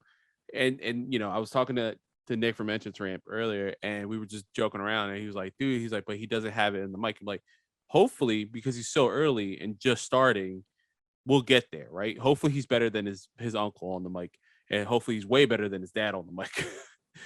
And as long as he gets that final piece, I'm down, dude. Don't force him down my throat like you did. Like if it's time for him to be a bad guy, let him be a bad guy. If it's time for him to be a good guy, let him be a good guy. But already from jump, when 2.0 started, I was like, oh, this is a guy I'm gonna keep my eye on. And it's smart that he's champion now. It's smart that the direction they want to go with him now, and that's okay. Like I'm fine with him, and he's one of the random positive things of 2.0 for me. Yeah. Like I said it from like first episode of 2.0 when we were talking about it. I was like, this is the guy I'm looking forward to, like where he is 10 years from now. Like how many championships will he have? Where whatever he does, I'm interested to see his career. But not a lot of those 2.0 guys I think are ready. But that's what I love it. 2021 year in review. See that this fits in right with 2021 is comparing AEW to WWE because that's where we are. But WWE, it's not like Kevin Owens just needs a little bit more seasoning to be the guy. Big E, you kind of had that opportunity. Lashley, Drew McIntyre, I could go on and on about these guys. None of them are young. They're only getting older. You can't make them a serious threat 2 years from now just because Roman Reigns retired. Like, I know they're going to try to, but they can't. Even Seth Rollins feels like he's aging to the point that what he once was, he's lesser than. AJ Styles, lesser than. Finn Balor, lesser than. These guys, you feel like in the WWE universe is feeling like they're only getting older. And in real life, they are too. But like a guy like Bryan Danielson seems revitalized in AEW. Mm-hmm. But he seemed like on a downward spectrum in WWE because that's the way they oversaturate a 50-50 book and it loses some steam. AEW, on the other hand, and they talk about the pillars, right? The four pillars. They talk about the four pillars. Let's not talk about the four pillars. Ricky Starks beats anything that WWE has for the future. And he's not viewed as one of the four pillars. Think about that. Those guys are all young. They are going to take over the business in 3, 4, 5 years. Yeah, and AEW knows that, right? Yeah. They know, like, we're going to see Moxley now as champion because it's validation, right, for what happened in WWE. We see Hangman, who is the in-between, right? Like, he's young enough to be the guy and be the guy for a long time.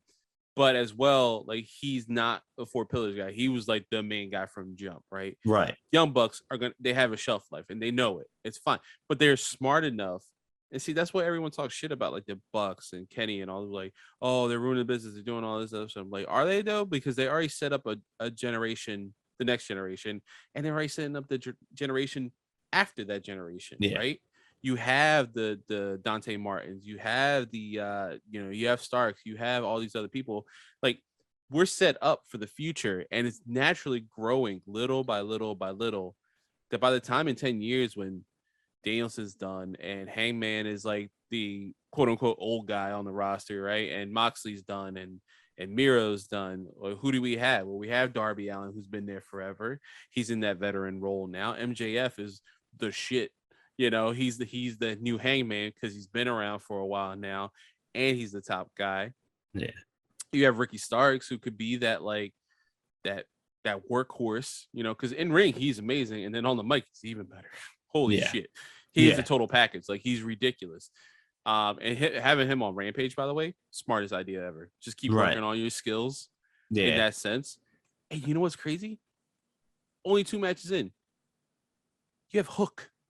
Yeah, like that's not even a joke. Like, I feel like before that would have sounded like a joke. You have Hook. Hook is good. Yeah. He's good. Yeah, I saw this little skinny little pale boy, and I was like, there's no way he's Taz's son. And there's no way. Yeah. Like, this short little Italian man that wrestled as the Tasmanian Devil, he's like the scary, like, Taz is the scariest thing back in ECW and all this stuff. I say ECW because WWE did not book him correctly. No. But, like, dude, like, he would lock on, you know, freaking Taz mission, and it'd be game over. You would know that, right? Like, or he would lock on an armbar, he would do all this stuff. And then to see Hook doing all this stuff, like, oh my God, you're good. You're really good. This is awesome. This is what we need. We need you to be good. And like, that's awesome. That's really like validating, knowing that he's probably like that third pillar, right? That third set of pillars. Like, he's just starting and he's that good. Yeah. They have a good opportunity. The pillar system, and it's not official, obviously. Their shirts, you know, there's Guevara and stuff like that. But like, this pillar system, like these 4 pillars that we have now for the next generation, the 4 pillars after that, like, is smart how they're doing it. And that's not even like a knock against WWE. I'm not even trying to, but like, that's just something that AEW is doing better. Yeah. They have brought in a nice mix of, and I guess that's where NXT went wrong in their pulling in from the indies, was that they pulled too many top indie guys and not enough just breaking into the indie guys. They fell into, we want to beat the indie shows with our own indie show, and they didn't really develop enough of these young guys. Now AEW is doing that. They're I mean, they literally brought these guys in from jump. I mean, MJF, Jungle Boy, Sammy Guevara, they've been there since day one. Britt Baker was basically brought in as the face of the women's division from day one. She's the first, wasn't she like the first woman signed to the roster? I think. I believe so. You know, but that's where some people can get frustrated because you want it now. But AEW has proven they can slow burn. Yeah. And they're doing everything that's right. And you can get mad at Young Bucks, you can get mad at Kenny, you can get mad at those guys, Cody Rhodes. But in all honesty, these guys who helped start this company, they want accomplishments. They're like, hey, we accomplished this shit outside of here. We want our names associated here. Do I see the Young Bucks 10 years from now still winning tag titles? No, I don't. No, I don't. I don't. I honestly don't. After Cody won the TNT title for a third time, I don't think he's ever going to win the main title. No, I honestly think it's sealed. I think when he did that third time, I think he might legit be done at the 3 TNT titles. You might see him win a tag title at one point with his brother or something like that, maybe. But like, I think he's fine with that. I think he's fine with being the guy who rests, almost like where Jericho's role in the company now is. I think Cody's long-term role in the company is there. The only one, I mean, Young Bucks will always be tagging there, I would assume, but like, they're going to be in like almost like a Hardy Boys role Eventually they're going to get to that point where they're going to be the one who puts on a really awesome match. They're going to be the one who gets a tag team title shot, and the fans are pushing for them because of everything they did. But right now, you got to get through the bullshit of them being billed as the top tag team because, in all honesty, they are. They came in as them. And that's fair. I mean, who are the four pillars, right? We have Sammy. It was who they named was Sammy, Jungle Boy, MJF, and Darby Allin. 3 of them are champions already in AEW, have held a title, and the other one has been in mainline storylines. Like, wait, don't think about it too much. Trust me. Just saying. Don't think about it too much. You gave it away with the. I didn't see it. I said don't think about it. Well, I love MJF, so I know MJF hasn't won a title. He's got the diamond ring, He's got the diamond ring. But anyway, yeah. Okay, well then apparently, as of right now, Lucha Brothers wouldn't be billed as the best tag team if they ain't got the fucking titles. Thank you, Carlos. Hey, so by now everybody one of them might be in a hospital bed right now in New Jersey. Is that why they lost the titles? I don't know. Do you think? It could be audible. I'm not sure. I'm dying to know.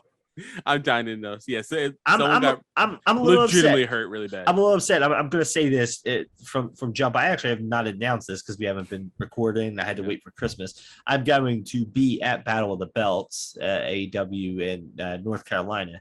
My brother works relatively close to there. I'm actually tomorrow. I'll be making a 9-hour drive to go see him do his work as a basketball coach, and then we'll be driving to North Carolina. But so you're getting a lot of live AEW content from Apron Work. Yeah, I'm thinking I may record some because this is episode 73. I may record stuff, and then maybe just post my reactions and stuff. That could be episode 74. Yeah, just so we can have the special milestone of 75 be our second interview, which I've not talked about yet either, and that is finally set in stone. Well, I haven't responded back to him, but I'm telling you right now, Mr. Suplex Assassin himself from MLW, Alex Kane. We are available on that day. I tell you here. So listen to the show, and then I won't even respond to the email now. No, but we will be interviewing him. The current you just said it. Right? Openweight champion. Yeah. I wasn't sure if it was a national openweight champion. It is or national. If it's just it is national. Okay, the MLW is national. I was trying to remember what that first word was, and then you said openweight, and I'm like, that's what I was going to say. MLW's national openweight champion, who I seen win the title in person at the 2300 old ECW Arena. So, and he's was Alexander Hammerstone the first ever? Right. Yes. So that means Alex Kane's the second ever national openweight champion. So that'll be cool. I'm excited because ever since I started watching MLW, I was a big fan of his. Other than the fact that it was one of those things you would tell me about him. Yeah, I mean, when I watched his match and they called him the Suplex Assassin, he's dressed in orange and black, and I'm like, the Suplex Machine, Suplex Assassin. Okay. And then they said he's taking him to Suplex Island. I was like, the announcers ain't doing you any justice, dude. I love watching him in the ring. He was one of the first guys I wanted to reach out to, and thankfully he answered. So that's nice. And I'm working on Action Andretti. If we could hit Mecca, who I absolutely loved interviewing, and he was still cheated, and he better get some type of rematch at the MCW title. But he's doing. I mean, we don't even know what the fuck's going on with this whole control your narrative thing. But I don't know if you've seen EC3 did an interview not that long ago. And they asked him about it, and he said it's not a faction, but it's like a mindset, and it's not, they're not building an organization, but you see them popping up somewhere, and they're not teaming together, but they're like-minded individuals. And they asked about them three that he pointed out, and he focused on Mecca.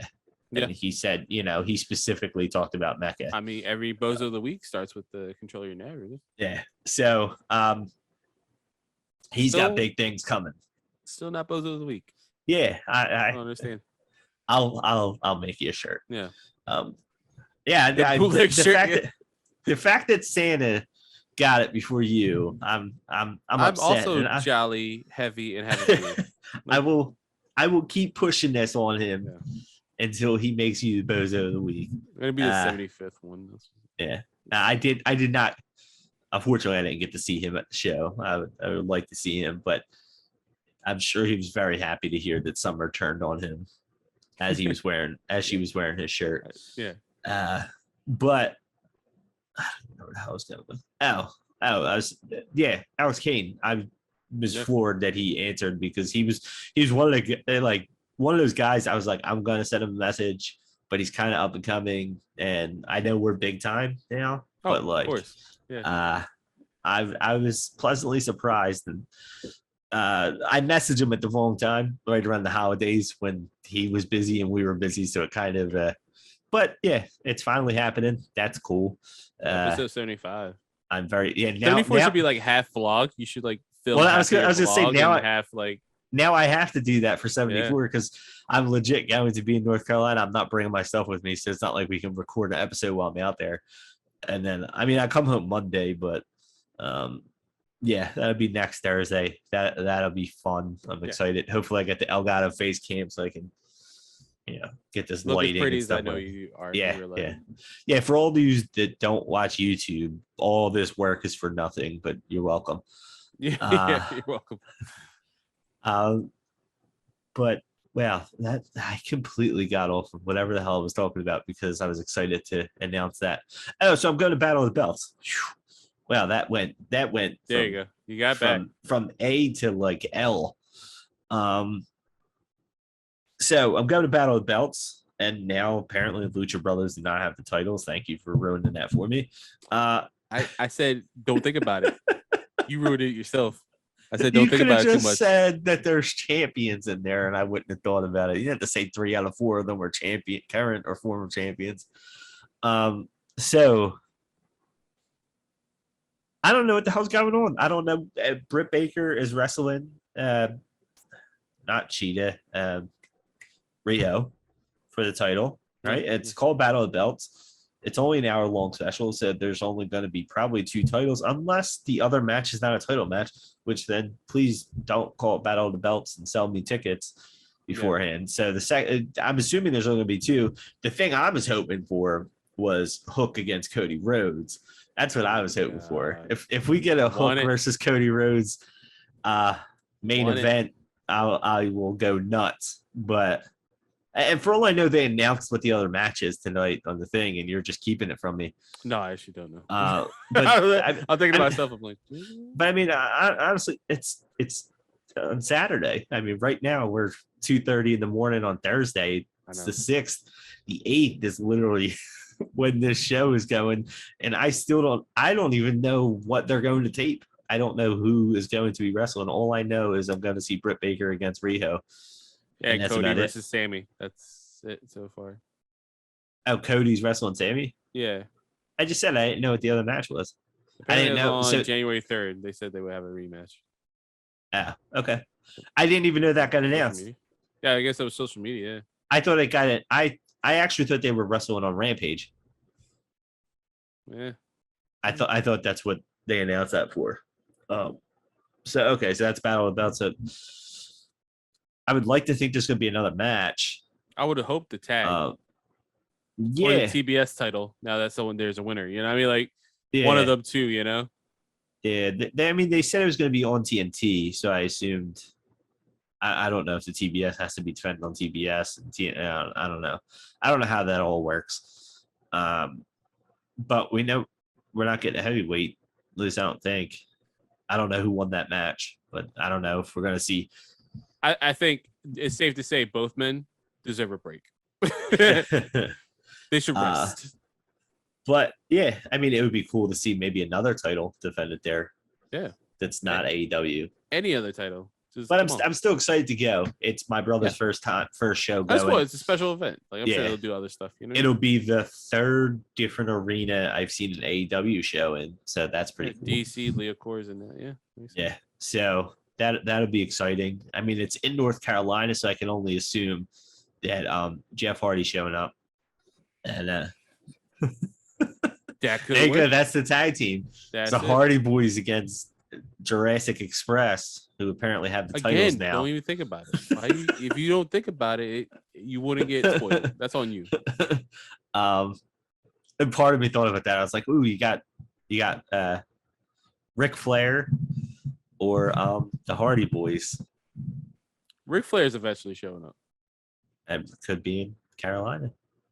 Yep. I mean, listen, it's gonna happen eventually. I'm just saying. He's gonna be upset, not upset, is gonna happen. He's going to actually, you know what's going to happen? Hook's going to take out Sammy Guevara, and he's going to take the shot, and that's what's going to happen. And he's going to win. Yeah.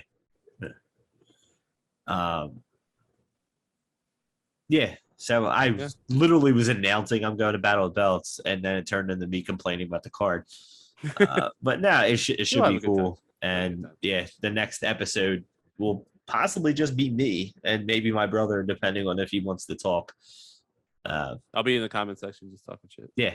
So, and I'm saying all this, and then you're going to look down the page after you watch this or read this, and it's going to say episode 74 interview with Ask. Yeah, it's good.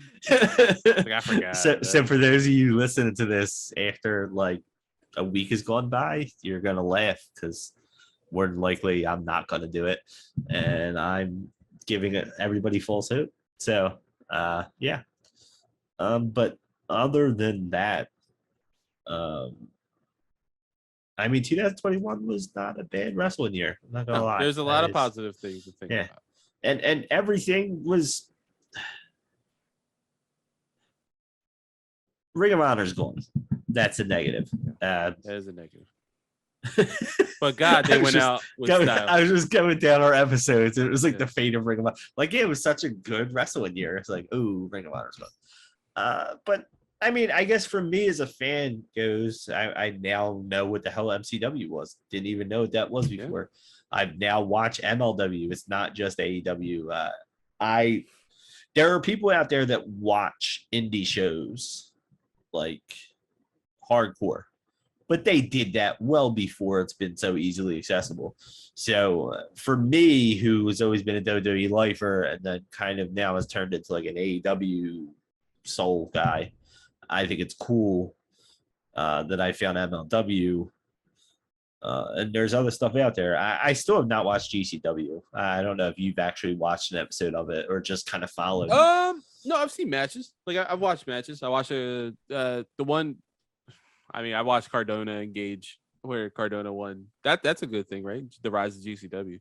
Yeah. But it's you know, it's what everyone thought ECW always is. You know, they don't forget about the Lucha Libre and all that stuff, and then the technical stuff that came out of ECW. They don't even think about the hardcore stuff. Hey, listen, man, it has its place. I'm not a huge fan of super hardcore stuff. This is the place for it.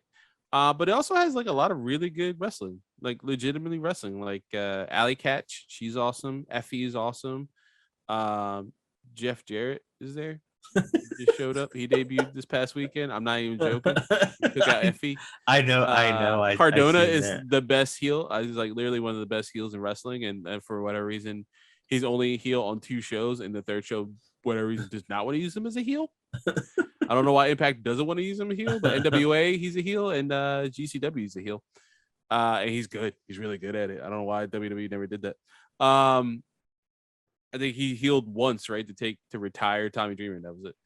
NWA, I got to get back into them too. That's another one. I was speak on since this is a year in review, and it's technically like New Year's thing. That's my resolution, is to consistently watch like 3 other shows other than AEW.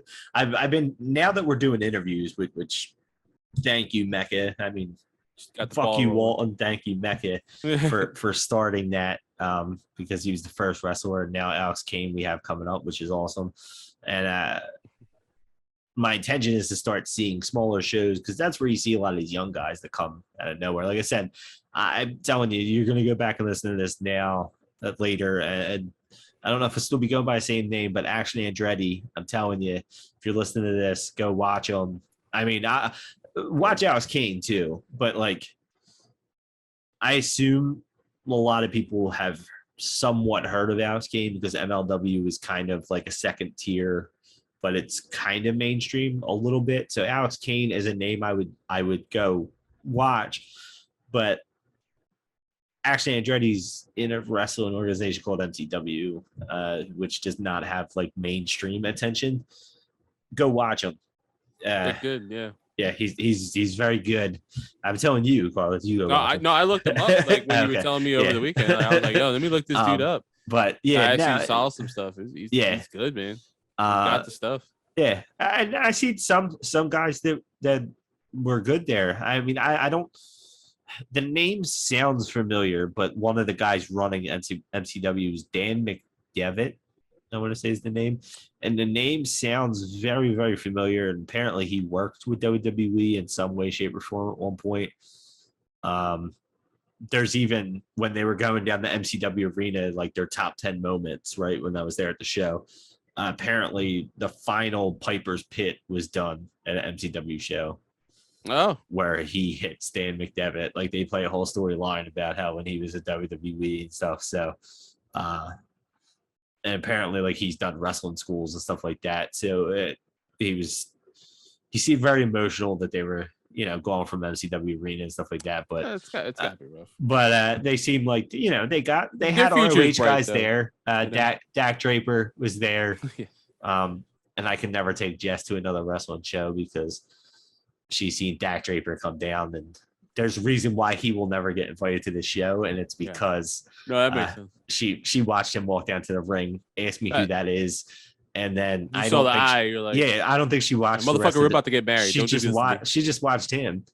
I was like, he's just drinking water on the outside. What? There's a whole match going on. The guy just did an 820 splash. What are you doing? This is why Roman Reigns will never be on this show. Never me and him. You know, he's married. I'm married. Nope. Not getting you near my wife. I know that. I know that long hair. Nope. Jess's favorite was Dak Draper, and then Summer jumped all over Ken Dixon, who's now their champion. She thought he was the coolest thing in the world. Bunch of traitors. And she did cheer for Action. I will say that she thought his name was Ash Shit. So she thought she was like getting away with saying Ash Shit because everybody else was chanting it. Yeah. And she said it kind of sounds like a curse word, right? And I was like, action.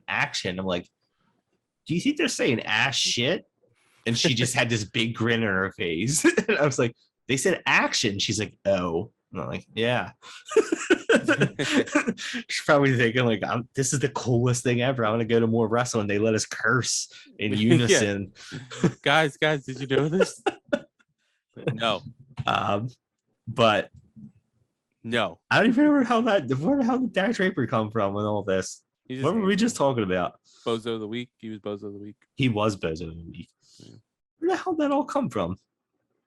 Oh, I was talking about the guys at MCW. Yeah, there we go. It is almost late. 3 a.m. It is 2:40 in the morning right now. Yeah, but I was just saying, like the guys they have there. We watched. I'm going to start butchering names, but they have a lot of talent. A lot of them added us and followed us after I started tagging them and stuff. So definitely would love to go see more MCW stuff. And, if you guys want to send us some tickets, and me and Carlos have no problem taking that ride, interviewing some of your guys, we're your boys. They have their own podcast. We can be your Philadelphia-based podcast. Yeah, there you go. No one else. Don't look up anybody else. There is no other podcast in Philly. Nope. Wrestling or otherwise. We're the only one. You didn't have your own Fourth and Broad. Nope. It was awesome though. And Carlos, we definitely got to make the trek out there at some point because it was fun. Eat some crabs. Yeah.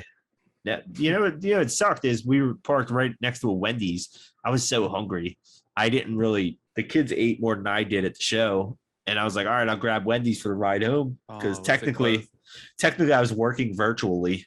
So I got the computer all set up in the car and, got my headset on and signed in, and I'm sitting there and signed on this stuff. I looked up, the lights went out. And Did the you show hit one of the rest stops? No, I just said just go home. No. I probably shouldn't have been eating fast food anyway.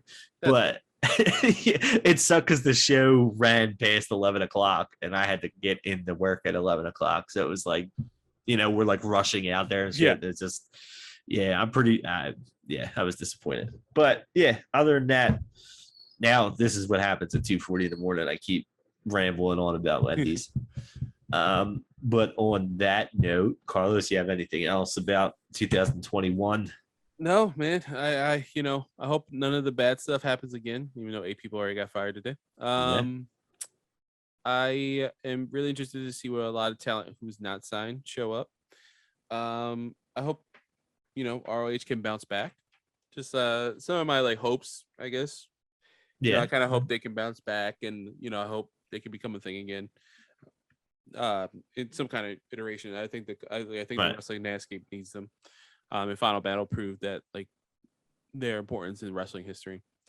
Yeah. I'm really interested to see how a lot of Main Street stuff plays out with WWE. I'm always interested in that. That's kind of it, man. I'm really happy with 2021 overall. Happy to do more podcasting, wrestling wise with you. And then personally, I've been holding off on some stuff because I'm supposed to have a new intro for my channel. I have a new logo, but I'm supposed to have a new intro as well. I got music and I got everything, but people get busy. Yeah. Which is fine. I'm not criticizing anyone. If you're listening, Brandon, I'm not criticizing you. For those of you out there, Nerd a Day podcast. That's even though he said there's been a little delay. I got caught up. I watched from beginning to end. You can binge them. They're not 3 hours long like our episodes are. Yeah, and they are very bingeable. It's always interesting to see when I do a prediction. Well, I wonder if this is gonna happen, and it doesn't happen. That's what I love about going back and stuff. I just binged it not that long ago. It's how do you think this Resident Evil 8 is gonna play out? Surprisingly good. I'm watching it. I'm like, oh, this game sounds interesting. Carlos is talking about it. It's coming out, and I look at it, and it's awful. And I'm like, oh, apparently it had hype, and it wasn't good. All right. I promise. It got me excited though. I'm not. I got away from systems a couple of years ago, I want to say. And I think I even texted you, and we don't really have time tonight to talk off air, but I got to talk to you about Xbox. Ooh, my eyes are killing me. Jesus. Yeah, I mean, it's gotten me intrigued at some of the games that I didn't really know about. So for those of you out there who are gamers, who aren't gamers, don't know much about stuff, definitely check out Nerd Today. That should be everybody's New Year's resolution. Yeah. That is now. Yeah. No, but honestly, you'll probably I'll probably maybe do something about Ghostbusters because I was just crying my eyes out later before we started filming this. I did just watch a new Matrix movie as well. I kind of want to talk about that on my show. So you might hear some movie stuff as well recently. Oh my god, my eyes are killing me. No, just in case you're wondering if you're watching right now, they're dumb red. I'm looking at my camera. I'm like, what the hell? And they're like, I don't know what. My eyes are yo, you're done, bro. It's too late. That's a downfall of recording on video too. Yeah. Allergy attack in the middle of the night. Hopefully by the end of the night, we should have new stuff above and below and all that stuff. It should look a little bit different. We got a nice new logo. So when we get merch, we got a nice. Yeah. I even adjusted it. I think from the last time you probably even seen it, Carlos. What's up there? I think it's not even the right one. I made us bigger, more pronounced on it. I feel like we're too small in the logo. It's more for mobile. For those of you out there who might go on our Twitter or something like that, Instagram. It's a very small circle. It's hard to see us. It looks like a wrestling ring with 2 colored dots at the bottom. So I tried to make us bigger. Not like we need to look bigger, but more pronounced. Yeah. So on that note, you're done, right? Your eyes are telling you. Yeah. I don't know why my eyes are burning. There's some jobs coming in these very soon. But on that note, on Carlos's eyes note. For those of you not, we're gonna be eyeless the next episode, just in case you were wondering. Yeah, I have to figure out a better way to sign this off, but I will keep the intro for Walton's sake. But I have to find a better way. But I will keep up what I've been doing and say, we'll see you when we see you.